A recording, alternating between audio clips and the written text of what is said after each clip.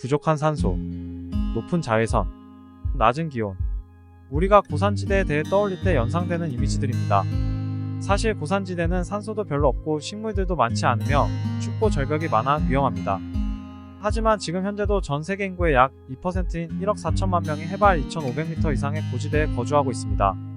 그렇다면 이들은 인간이 생존하기에 극악한 이런 환경에 어떻게 적응하여 생존하고 있는 걸까요?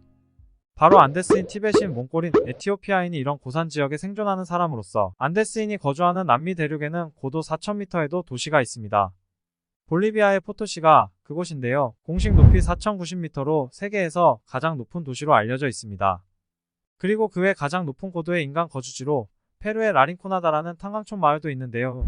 이곳은 무려 그 높이가 5,100m에 달하는 인간 정착지라고 합니다.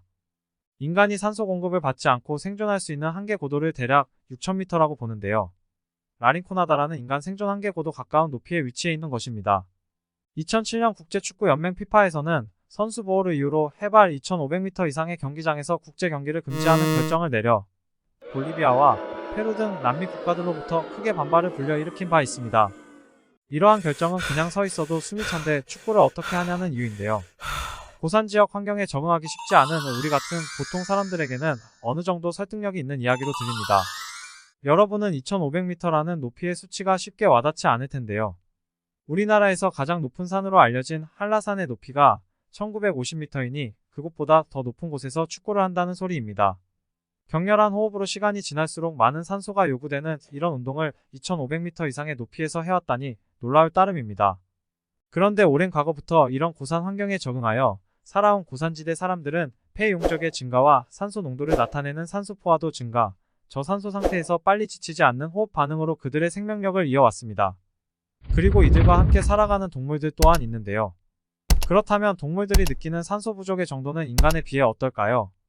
그리고 고산 지역에 거주하는 사람들처럼 보통 사람들이 겪는 고산병으로부터도 덜 영향을 받는 걸까요?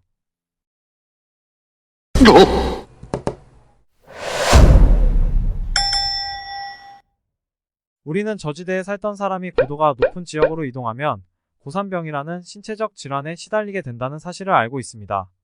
그런데 고산병이라는 것이 단지 저산소증으로 인해 겪게 되는 경미한 일시적인 질환이라고만 생각한다면 때에 따라서 큰 위험을 초래할 수도 있습니다.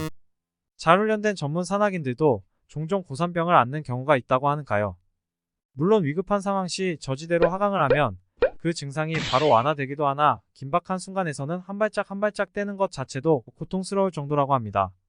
우리에게 고산병으로 알려진 이 질환의 정확한 명칭은 급성산 악병으로 산소가 점점 희박해지는 2,400m 이상의 고산 지역을 방문했을 때 나타나는 저산소증 질환입니다. 두통과 구토, 곤란을 동반하고 고도가 점점 높아짐에 따라 심하면 뇌가 붓고 폐에 물이 차서 사망에 이르기도 합니다.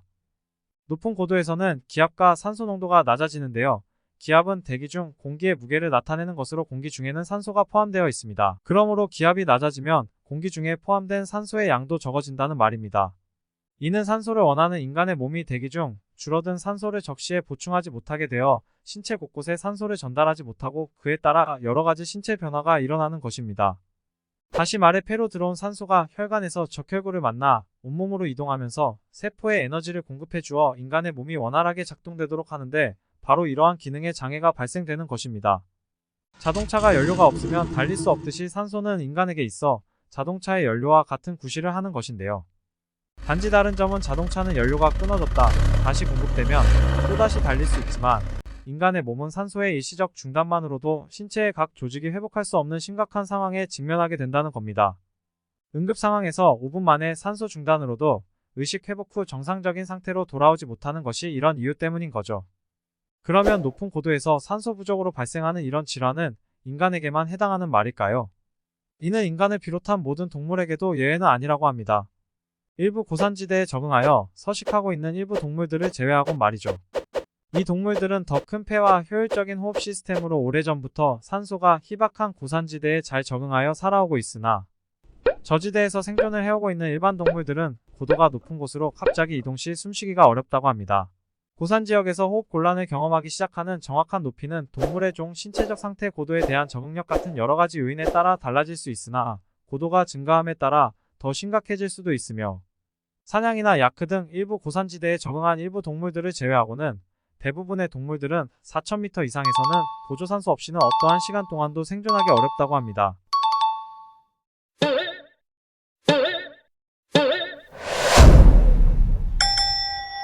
결국 인간도 동물도 스스로가 적응하여 살아온 환경이 아닌 이상 환경의 변화를 겪게 되면 신체적인 질환에 시달리게 되는 겁니다. 이렇게 인간이나 대부분의 동물들이 높은 고도에서 고산병이라는 심각한 증세에 직면하게 되는 것은 호흡기 자체의 구조적인 차이에 있습니다. 포유류의 폐는 숨을 들이킬 때 공기가 폐로 유입되고 내뱉을 때 외부로 공기가 유출되게 되어 있는데 폐가 그 형태를 유지하기 위해서는 일정량의 공기가 폐 안에 항상 남아 있어야 하는 구조입니다. 그렇지 않으면 폐 안에서 산소와 이산화탄소가 교환하는데 중요한 작용을 하는 폐포가 서로 달라붙어 숨을 쉬지 못하는 상태가 발생하게 되니까요. 결국 폐 안에 남아있는 일정량의 공기란 흡입 후 각 조직으로 전달된 산소가 사용 후 돌아와 이산화탄소 형태로 외부로 배출된 후 남아있는 것입니다. 즉 폐에 남아있는 공기는 산소 농도가 낮고 이산화탄소 농도가 높은 공기일 수밖에 없으며 다음 호흡 시 남아있는 공기와 혼합되게 되고 실제 기체 교환이 일어나는 공기는 외부에서 들어온 신선한 공기뿐만 아닌 잔존해 있는 공기와 섞인 공기인 것입니다. 이것이 포유류의 폐가 가지는 구조적 한계인데요. 그래서 고도가 높아질수록 줄어든 산소 농도의 호흡과 함께 폐에 남아있던 기존의 이산화탄소 잔량의 혼합으로 인해 호흡이 더 힘들어지게 됩니다. 이는 높은 고도에서도 호흡에 별 문제 없이 비행할 수 있는 능력을 가진 새와는 대조를 이루는 것으로 근본적인 차이는 호흡기 자체의 구조적 차이 때문입니다.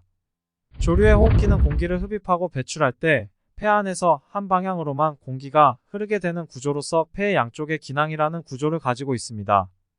공기를 흡입하고 배출하는 과정을 들숨과 날숨으로 표현하기도 하는데 들어 마신 공기는 뒤쪽에 위치한 기낭으로 바로 흘러가고 있대 기존의 폐 속에 존재하는 공기는 앞쪽에 위치한 기낭으로 흘러가게 됩니다. 반대로 날숨일 때는 뒤쪽 기낭에 있던 공기는 폐로 흘러 들어가고 앞쪽 기낭에 있던 공기는 외부로 빠져나가게 됩니다. 이 두 상황에서 공기로 채워져 있으며 흐르는 방향은 뒤에서 앞으로 흐르는 단일 방향입니다. 쉽게 말해 호흡을 통해 한쪽으로 들어온 공기를 세 기관을 통과 후 들어온 방향으로 다시 내보내는 방식으로 산소를 손실 없이 전달할 수 있으며 단일 방향의 기체 흐름만이 존재하므로 이산화탄소 같은 잔여 공기가 남아있지 않는 구조입니다. 이러한 이유로 저산소 환경에서 좀 더 효율적으로 산소 확보를 할 수 있는 것이며 고산병으로부터도 자유로울 수 있는 것입니다. 결국 대부분의 포유동물들은 인간과 같은 유사한 폐 구조로 인해 고산병의 영향을 겪게 됩니다. 만약 여러분이 가까운 미래의 애완동물과 함께 고산 지역을 여행할 계획이 있다면 이러한 점을 알고 있어야 할지도 모릅니다.